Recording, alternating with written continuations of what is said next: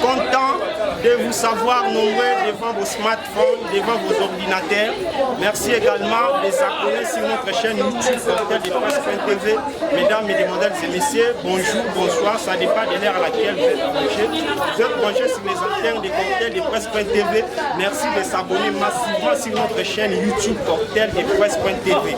Cette émission est créée pour promouvoir les jeunes, est créée pour les jeunes qui réfléchissent autour des questions qui gangrènent la situation automobile. Alors aujourd'hui, mesdames et messieurs, sur notre émission, nous allons recevoir un jeune congolais talentueux, ce que j'appelle un artisan automobiliste qui a créé les véhicules que vous voyez derrière nous ici.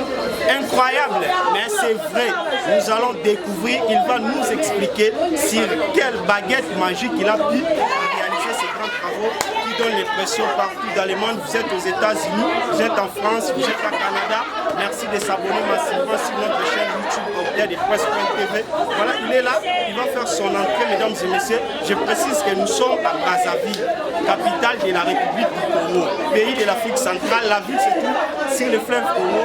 En face, Kinshasa, capitale de la République démocratique du Congo. Je salue maman Dala Esther, la maman de fils et Teta.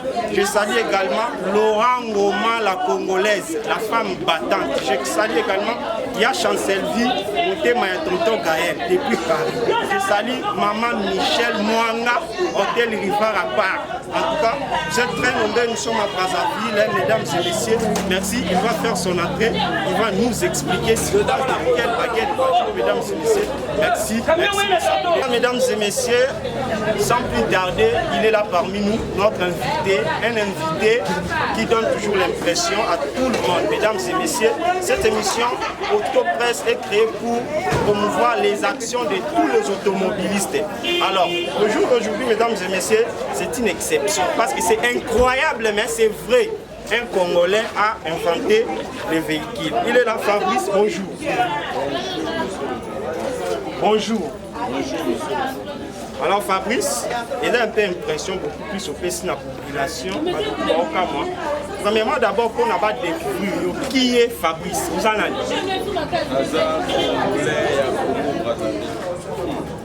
Naza Congolais à Congo. La Congolais à Congo Brazzaville. Au salani na vie. Naza chômeur.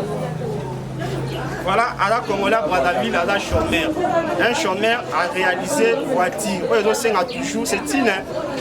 une ambition justifiée, mais qui demande toujours des moyens. Il va nous expliquer. Alors, tout le monde est là, Congolais chômeur. Tellement non, ok. Pour créer véhicule, les autres tambours, les autres c'est impression.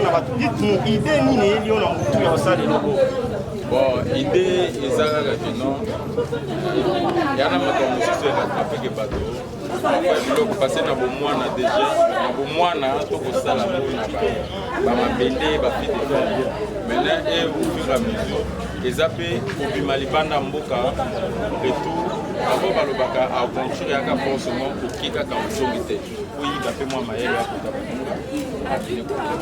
donc au fait il y a qui a déjà na kata il a passé na bandango depuis au mois na ngana na tika mo maintenant et rattraper la puis malbana mo ka pesa ok, dans la pays, il va dans mon précisément dans quel pays? Bon, au fait, na sali 5 pays. Afrique, qui Ghana, Nigeria, Cotonou. Nigeria, Cotonou, l'idée à présenter le pôle. On s'inspire précisément à quel Wana eza c'est quoi le bâtiment? Tout le monde est moutuka, tout le monde en a noir. KF. Donc, il forme la voiture la plus chère de la planète, la Lamborghini capotage. Mais on peut savoir marque, il y a KF. Pourquoi KF?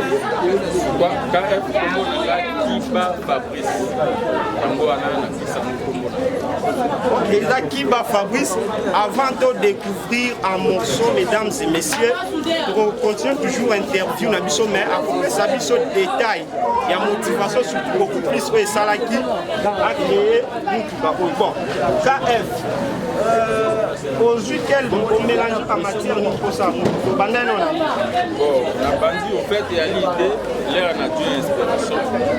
Là qui n'a ndekonangai moko ya congolais parce que au fait nganali au fait n'a pas bien. Là ça n'a pas battu. Donc l'air nature inspiration aille auprès de ndekonanga congolais, il y a Congo. Et nous là naïf pour mon aïe tout partager parce que c'est là à l'examen et bandé comme ça bon. Ok, d'accord, merci. Merci beaucoup. Ça continue dans cette émission, mesdames et messieurs. On va prendre une petite pause, on va revenir tout à l'heure.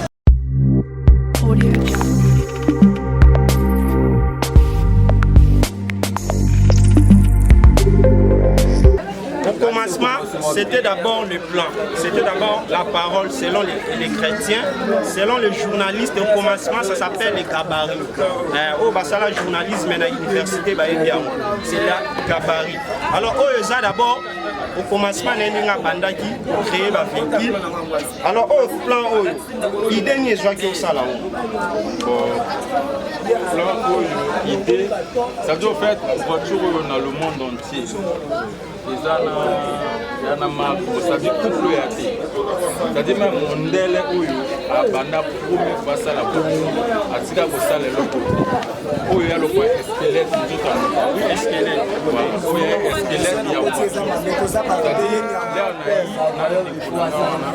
congolais wana ya na yi komona ye c'est-à-dire on toque lokola ngai tokosala na bandi na ye na après squelette, deuxième partie. Le coup là, voiture est lati maintenant. Il y a le quoi moto, c'est comme Michuna moto. C'est au moni awa. Le lati c'est Michuna. C'est au moni tol. Maintenant c'est quoi là tu routes na tol. Oui maintenant awa. On est côté awi c'est quoi le pona. Tout ça est maintenant. Ok. Troisième étape rapidement parce que tu as passé la chose. Maintenant. Awa pe troisième étape. Awa suko to comme côté partie mécanique. Ok, partie. Nana mécanicien. Ah oui, il va intervenir tout à l'heure. Ah ouais. Alors partie mécanique, je crois que partie de Cécilie. Partie de Cécilie, je crois que le mécanicien peut intervenir. Le mécanicien peut intervenir. Au fait, la partie mécanique, on a installé après, le mécanicien a eu, on a pour ça, pour ça, la finition. Ok, voilà mécanicien s'il te plaît. Voilà, mécanicien Tchala, dites-nous partie mécanique dans le véhicule. Partie mécanique.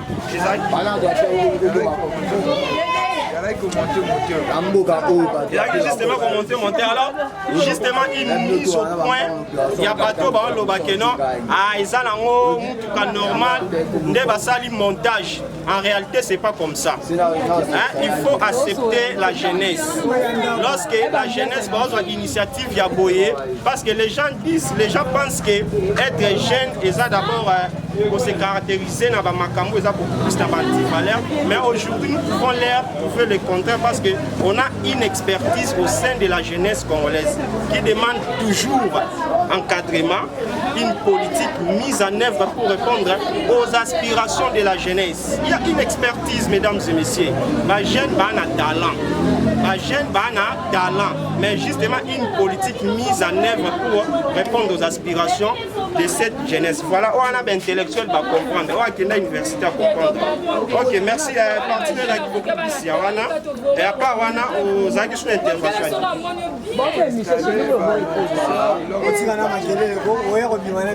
Ok, par rapport à ça, on sait que la autorité n'a pas pour ça.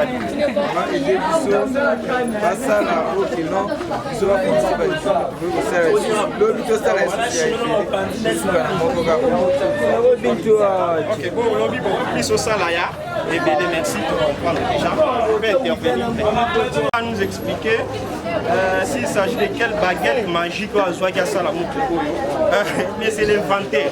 Donc, on a expliqué Bissoko Banano na a utilisé quel tol. Réalisateur Willow, vous êtes présent?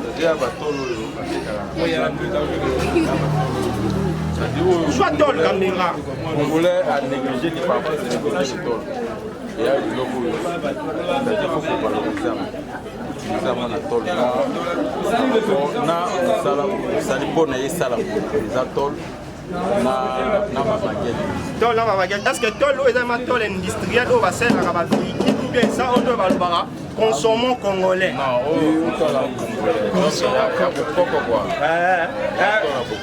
volant ezali. Bon, volant oyo tokolobela mote parce que ya mondela sali.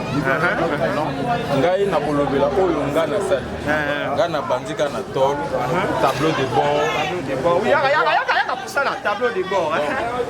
Baya oyo na sali na kosala. Maintenant na longoli wana na yaka rétroviseur motala. C'est vraiment impressionnant. Rétroviseur, c'est-à-dire même depuis. Soit rétroviseur, bien sûr. Itolier bandana mokili. Itolier bandana mokili. Nana logi tikalaki. Ah, tout le monde est l'honneur, son excellence, monsieur le président de la République. Denis Sassou. On vient à papa au Tchotcho. Yaka. Rétroviseur aussi sur les amis. Maman Ngouli. Pour sentir que nous avons le Maman Ngouli. Alors, si tu as un monteur, s'il vous plaît. Mécanicien, s'il te plaît, monteur.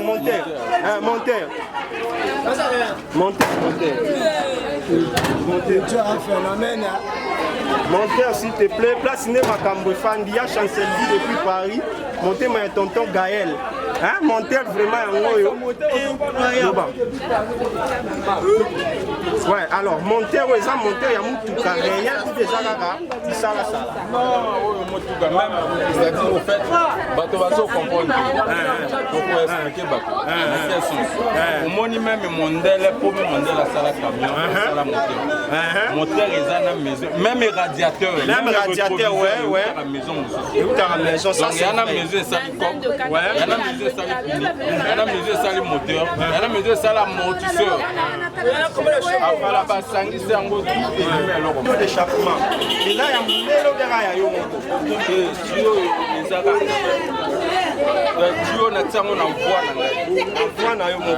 Et là, quel marque ma bendo sali? Ma bendo na saleli oyo, ezaka ma bende oyo ezaka na kati ya Afrique. L'Afrique.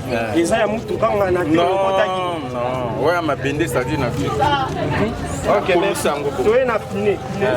Piné, j'entends na salam. Total, consommons. Deux qualités. Consommons congolais. Voilà, donc le Cameroun le bas jante. Il y a deux qualités à jante na sali. Maintenant, il y a li ba ordinaire. Mais il y a ça déjà moule. C'est parce que beaucoup de télé, ça déjà moule, il y a chromé. Jante chromé et aluminium. Maintenant, ce qu'on ils ont pour tout bimisango zozanga ba moyen parce que zozanga o tout ya maboko ya mondel la sala ka camion te robot mota sala ka maintenant oyo biso to sali et à faire la main c'est-à-dire maboko force njoto to ko ngumba mabende to ko komsa il faut industrie voilà donc c'est pour cela joie ya soyo joie ya na camion déjà j'entends donc modèle le monde entier a des qualités na sala le monde entier donc c'est un gars qui non va se tenir au dessus les camions beaucoup même comme chargé donc beaucoup même chargé l'inspiration même toi on a banda pour calme Ça va, merci. Je crois bien que tu es dans la démonstration. Voilà, mesdames et messieurs, nous sommes pour là, ça continue. Alors, chauffeur. Voilà, mesdames et messieurs, quand on est au la télévision et la radio, ça fait partie aussi de l'expertise de la jeunesse congolaise. On a une démonstration consommant congolais au Tambola. Il y a Chancelville depuis Paris, moi c'est un tonton Gaël. Maman Michel, moi na Poto. Vraiment pour la mission cocktail de presse, pour s'abonner. Alors démonstration, voilà mon monde.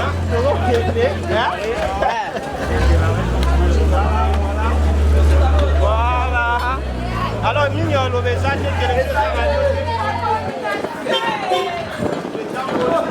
congolais, vraiment, pour soutenir beaucoup plus. Nous avons médecin, nous avons Gilda Sambendengeso, nous avons ABC leader, nous avons les bons massois,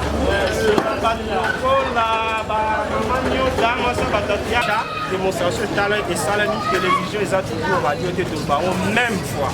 Alors, message final dans les années par rapport à ce message final c'est-à-dire mboka esalaka bato basalaka te mboka ekosalaka donc le fait nabeti kaka message ya suka donc banda na prison Denis Sassou Nguesso oyo bokoti bareposition emone madame na ye ye basoutenir biso to bajeune congolais tokoka mpe kosala dibondi me tokoyi tosala dibondi totombola mboka na biso balobela mpe likongo bajeune bazotraine bajeune bazosala mabe mosala ngo basoutenir biso eporte un plus pour recruter bajeune bana basi makambo ebele twana baprojet ebele ya kosala donc message ya suka c'est-à-dire congolais alinga komona mimena miso awa congolais amoni ndenge voiture epied etongi donc message on a refait ça dans le gouvernement commencer par le président de la République qui est Denis Sassou Nguesso pour soutenir Bisso et à la ministère il y a la Tisana il y a culture pour soutenir Bisso parce que tout ce qui a un projet aller belé pour notre salle tout valoriser mboka na Bisso tout tombola le Congo pas lever la paix le Congo à travers les jeunes parce que actuellement les jeunes ba ko basimbi ba tête basimbi leur pays tonga to ravi bango ba tête wana ko misa bango ba Ok, merci. Et maintenant, pour rejoindre le numéro de téléphone. Numéro de téléphone est 06 440 18 16. Deuxième numéro est 06 638 38 78. Ok, merci beaucoup. Pour mon donc, expertise de la jeunesse, et c'est toujours encadrement, et c'est toujours soutien. Toyo Karato Zalakana, Gida Sambendengeso, nous avons maman Michel Mwanga depuis Paris, nous avons Chancelville, moi ça va tonton Gaël à Paris, nous avons Laurent Ngoma, la Congolie, la congolaise femme battante, nous avons SPPMB, Rachel, nous avons Bébélé, mesdames et messieurs, nous avons soutien toujours ça va bien. Et puis n'oubliez pas de s'abonner toujours à la chaîne Oya Cocktail de Presse TV pour retrouver ma rapidité. Sans plus tarder, mécanicien Oya au région de Yo. La présidente d'abord le président de la République, Denis Sassou Nguesso et maman Antoinette Sassou. C'est-à-dire, Mboto n'a pas si Bangoana, n'a honoré d'abord le Congo. Parce que on a salé depuis le Congo et Bandana Nessa. Mais on a pensé, donc on a honoré le Congo, on a honoré le président de la République. Donc, Mboto n'a pas si la jeune, la Kanye Mabokote, ils ensemble na président pour nous soutenir. Et alors comme Sisso, na pesi Mbote na ngai na oyo bazana balingi ba accompagner idée oyo eza nango batia maboko na